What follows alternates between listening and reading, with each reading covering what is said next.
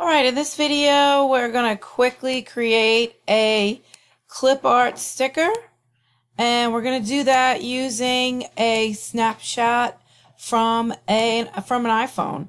So anybody can do this. We simply take an image that I got off of our iPhone. I shared it to a Dropbox, and then I opened it here in my Cameo software.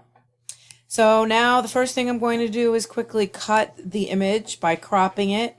Now the way Silhouette crops it, you have to put two squares together, or what we call two images.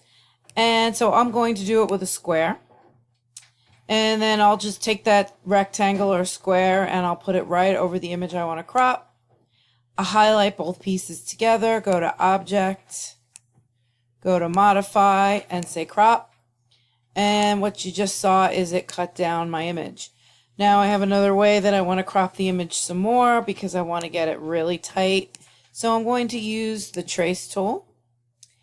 By selecting the trace area, I can close it as tight as I want. And I can improve or increase my threshold, say outline, now say trace. Now you can see that there is a very tight trace line around the actual image that I want to use.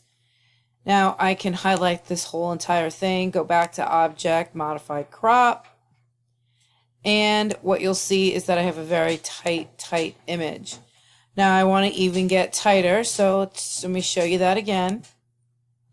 Select trace area, and I want to get really tight around just that image, cutting out whatever ancillary words show up. Increase the threshold, trace, and now what I can do is I can highlight the whole thing, Object, Modify, Crop, and I cut it down to just the actual image that I want to use for my sticker. Now for this sticker I'm going to add some text. Now the way I recommend doing this is find a size of a box on your mat that you like, and I use the big squares here, so that's how I know where I'm going to build my sticker. So the first thing I'm going to do is add the text, and let's just say we're going to call it Friends Day. So I'm going to do this a couple of ways. I'm going to put 2 rows of text, and then I'm going to fill it in with some color. And for this, I'm going to use more of a pink. And I can edit my text any way I want. Now, what I can do is I can open the text box on the right, and I can start to craft the actual look and feel of my text by highlighting it and selecting some of the different fonts that I have. Now, just a quick trick, there is a way easier way to do this by using wordmark.it, which will let me look at all of my fonts. Now, one of the other things I recommend doing here when you're trimming your text is to use the line and character spacing at the bottom. I'm going to use character spacing to make my letters go closer together.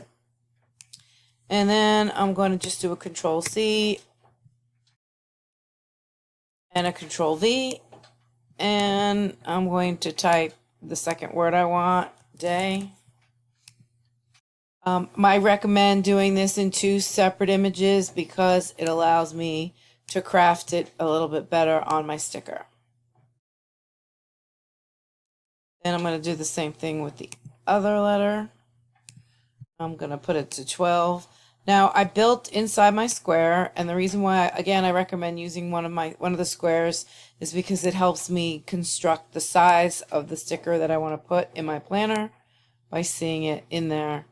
And I can see if I want to make something a little bit bigger or a little bit smaller. So in this sticker, I'm just going to make the image a little bit smaller, still keeping it in my square.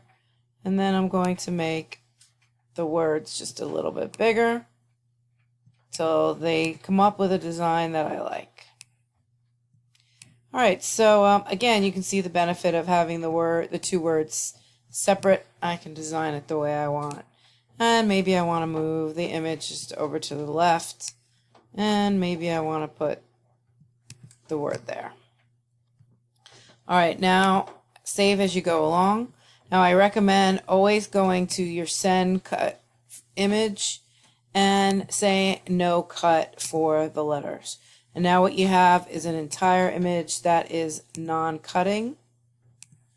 And the reason why we're going to do this is because, again, we're making a sticker, so we want our cut lines to be around the full perimeter of the sticker.